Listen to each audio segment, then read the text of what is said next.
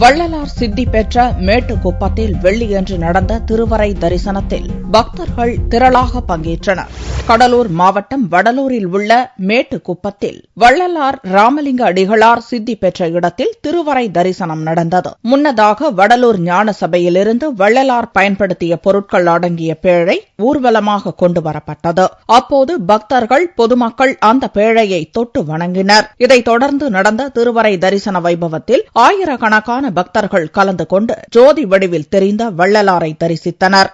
உலக வரலாற்றில் எங்குமே இல்லாத அளவுக்கு அருட்பெருஞ்சோதி ஆண்டவரின் முழுமையாக அருள் வல்லவத்தை பெற்ற வள்ளல் பெருமான் சித்தி வளாக திருமாளிகை, வடலூரில் உள்ள மேட்டுக்குப்பத்தில் உள்ள சித்தி வளாக திருமாளிகையில் தவ வல்லமையினால் அருட்பெருஞ்சோதி ஆண்டவரின் தனிப்பெரும் கருணையினால் தம்முடைய தூள உடலை, பரு உடலை தெய்வீக காந்த அணுக்களாக இரண்டர மாற்றி அந்த இறைவனோடு இறைவனாக ஒன்றி கலந்த நாள் அற்புதமான இந்த திருநாள்.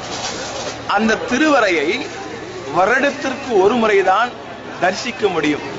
அந்த சித்தி வளாக திருமாளிகையின் திருவரையின் தரிசன நாள் தான் இன்று.